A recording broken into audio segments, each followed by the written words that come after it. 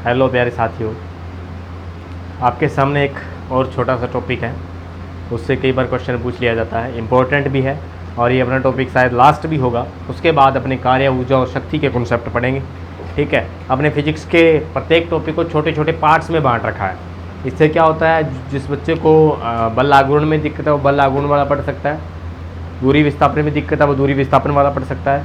ठीक है, तो इस टाइप से अलग अलग भागों के जो प्रत्येक चैप्टर है उसके 3-4 पार्ट बना रखे हैं, तो इस हिसाब से आप उस टॉपिक को यूट्यूब से उठा के देख सकते हो। ठीक है, चलिए अब हमारे पास एक स्थिति है, वो है भारहीनता की स्थिति। भारहीनता, और भारहीनता आपको कब महसूस होती है, उसके लिए सबसे पहले आप एक चीज़ देखिए। मान लो ये कोई ट्रक है, ऐसे ट्रक आपने देखे होंगे इस टाइप के।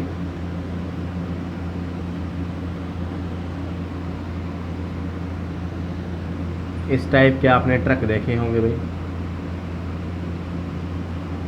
ठीक है, ये ट्रक है इस टाइप का। यहाँ पे कोई वेट रखा गया है W, और इस ट्रक को A त्वरण से आगे चलाया जाए।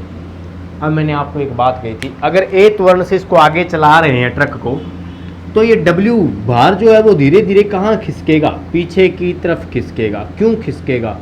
उसका रीजन ये है कि ट्रक अगर A त्वरण से आगे जा रहा है तो गुटका भी A त्वरण से पीछे की तरफ आएगा, गुटका भी A त्वरण से पीछे की तरफ आएगा।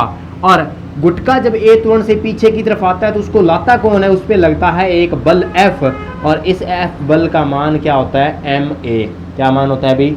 F बराबर है ma। ये F बराबर ma क्या लग रहा है, पीछे की दिशा में एक बल लग रहा है, माइनस F लगा देता हूँ, पीछे की दिशा में एक बल लगता है। गुटका धीरे धीरे क्या हो जाएगा, ट्रक से नीचे गिर जाएगा। इसका रीजन ये है कि ट्रक A त्वरण से आगे जा रहा है तो गुटका A त्वरण से पीछे की तरफ जाता है। ये जो बल है यहाँ पे कोई बल नहीं है, ये मैंने बता दिया। ये क्या होता है, एक छदम बल होता है। कैसा बल है भाई? छदम बल होता है। छदम बल होता है या स्यूडो फोर्स भी इसको कह सकते हो। स्यूडो फोर्स लगता है पीछे की तरफ। ठीक है, तो इस टाइप से क्या होता है, अगर F बराबर ma, ये M और A त्वरण किसका, ये गुटके का पीछे की तरफ आने का त्वरण है। तो भारहीनता की कंडीशन में क्या होता है, व्यक्ति का भार बिल्कुल शून्य प्रतीत होने लग जाता है या भार बढ़ जाता है। इस टाइप की कंडीशन है। भारहीनता भार नहीं होना है या भार नहीं है, बिल्कुल भी भार प्रतीत नहीं होता। और भार बढ़ना, भार भी बढ़ सकता है। कैसे बढ़ेगा और कैसे घटेगा? आपने कभी लिफ्ट में यात्रा की होगी, लिफ्ट में ऊपर की तरफ एक बिल्डिंग से दूसरी बिल्डिंग में गए होंगे। ये लिफ्ट है,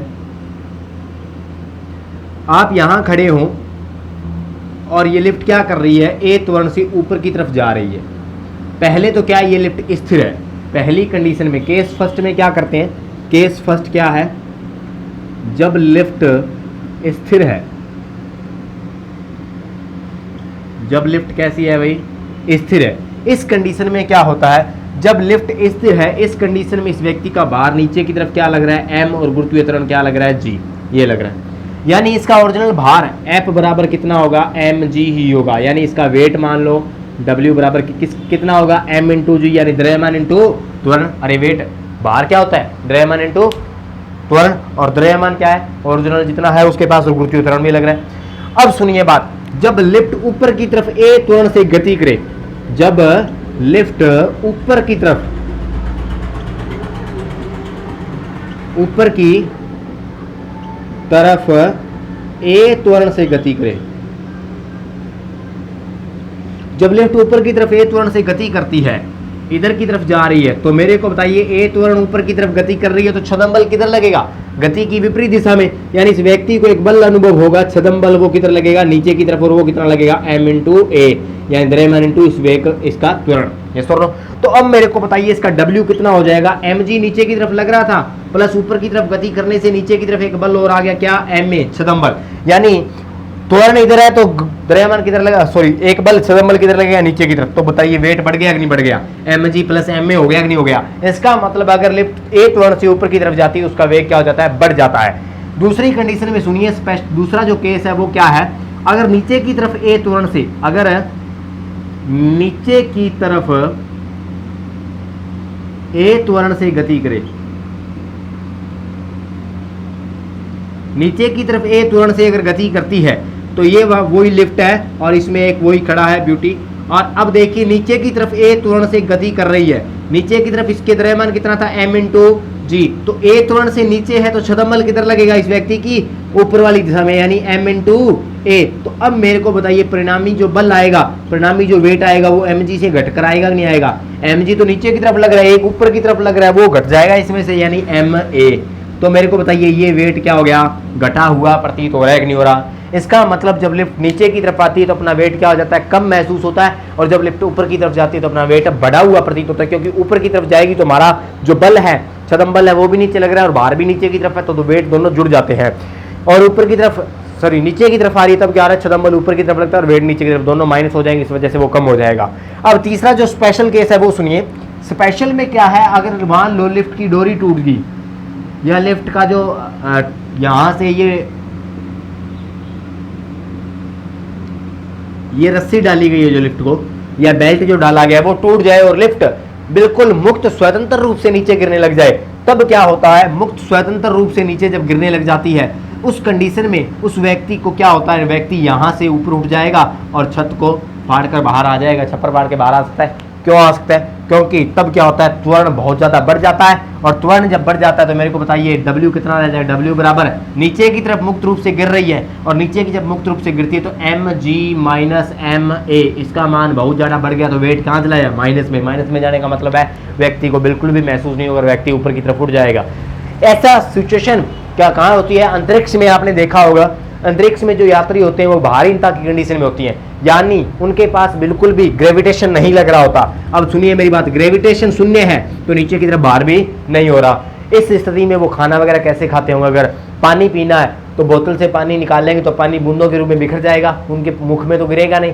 तो इस सिचुएशन में क्या होता है, विशेष प्रकार के पाइपें होती खाना खाने के लिए, ट्यूबें बनी होती हैं, उससे खाना खाते हैं, उससे ही पानी पीते हैं। तो ये तीन प्रकार की सिचुएशन है। जब लिफ्ट ऊपर की तरफ जाती है तो व्यक्ति को भार बढ़ा हुआ महसूस होगा, जब लिफ्ट नीचे की तरफ आती है तो व्यक्ति को भार घटा हुआ महसूस होगा, और जब लिफ्ट की डोरी टूट जाती है तो व्यक्ति क्या होता है, लिफ्ट की छत से बाहर भी आ सकता है, ठीक है, या छत से टकरा सकता है, लिफ्ट की छत से टकरा जाएगा वो, ठीक है। तो ये सिचुएशन होती है। अब देखिए आगे बाहर चंद्रमा पे जो है, चंद्रमा पे जो गुरुत्वीय त्वरण है वो पृथ्वी के गुरुत्वीय त्वरण का 1/6 है। चंद्रमा पे जो गुरुत्वीय त्वरण है वो पृथ्वी के गुरुत्वीय त्वरण का 1/6 है। यानी मैं गुरुत्वीय त्वरण अगर पृथ्वी की बात करूं तो वो चंद्रमा का कितना है, 6 गुना ज्यादा है। चंद्रमा का गुरुत्वीय त्वरण पृथ्वी की गुरुत्वीय त्वरण से 6 गुना, सॉरी पृथ्वी का गुरुत्वीय त्वरण चंद्रमा के गुरुत्वीय त्वरण से 6 गुना ज्यादा है। यानी हमारे यहाँ वेट कितना लग रहा है, m इंटू जी। अगर हमारे यहाँ g का मान मान लो 10 है, वहां कितना हो जाएगा, कम हो जाएगा नहीं। इसका मतलब यहाँ W कितना दिखा रहा है, 60 दिखा रहा है, तो वहां कितना रह जाएगा, 10 ही रह जाएगा। कितना रह जाएगा, 10 ही रह जाएगा। तो इसका मतलब ये हुआ, यहाँ जितना पृथ्वी पर हमारा भार है, चंद्रमा पे क्या है, द्रव्यमान है, वो द्रव्यमान कितना है, 1/6 है पृथ्वी का। यहाँ द्रव्यमान 60 है तो पृथ्वी में कितना होगा, 10 होगा। उसका रीजन ये है क्योंकि यहाँ जी अपने को गुरुत्वीय त्वरण नीचे की तरफ खींच रहा है। मान लो तुला पे खड़े और तुला आपको नीचे की तरफ खींचे, इसका मतलब मान लो तुला पे खड़े और मैं आपके हाथ पकड़ के नीचे की तरफ खींचूं तो आपका भार बढ़ जाएगा तुला पे। इसका मतलब यहाँ गुरुत्वाकर्षण खींच रहा है और तुला हमारा बढ़ा हुआ भार बता रहा है। गुरुत्वाकर्षण खींच रहा है अपने को, तुला हमारा बड़ा हुआ भार बता रहा है। अब बताओ चंद्रमा में गुरुत्वाकर्षण कितना कम है, 1/6 रह जाता है। इसका मतलब जब 1/6 रह जाता है तो अपने को नीचे की तरफ 1/6 ही खींच पाएगा।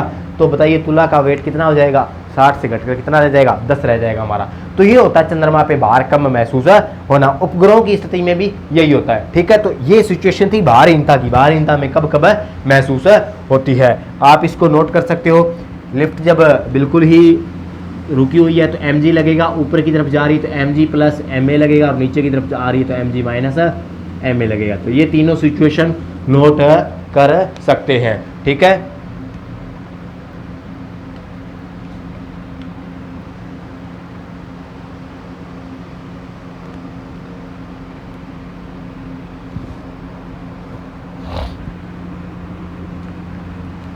ये थी भारहीनता की कंडीशन। अब क्या होता है, व्यक्ति को भार क्यों महसूस होता है, ऐसा क्यों होता है, ये तो प्रैक्टिकली बात, ये तो थ्योरेटिकल बात थी। प्रैक्टिकली देखें, व्यक्ति का जो भार होता है वो उसके प्रतिक्रिया बल के कारण अनुभव होता है। ये व्यक्ति है, उसके प्रतिक्रिया जितना लगेगा उसके हिसाब से उसको भार महसूस होगा। प्रतिक्रिया ज्यादा लग रही है, एक व्यक्ति खड़ा उस ऊपर की तरफ प्रतिक्रिया ज्यादा लग रही है, इसका मतलब उसको भार कम महसूस होगा। प्रतिक्रिया बिल्कुल भी नहीं है तो इसका मतलब भार उसे महसूस होगा, ठीक है। अगर प्रतिक्रिया बिल्कुल माइनस में तो उसका भार ज्यादा महसूस होगा। तो प्रतिक्रिया किस पे निर्धारित करती है, त्वरण पे निर्धारित करी है। यानी रुका हुआ है तो उसको बार के बराबर ही क्या होगा, प्रतिक्रिया महसूस होगी। ठीक है, संतुलन अवस्था में रहते हैं, अपने बार के बराबर ही प्रतिक्रिया लग रही है।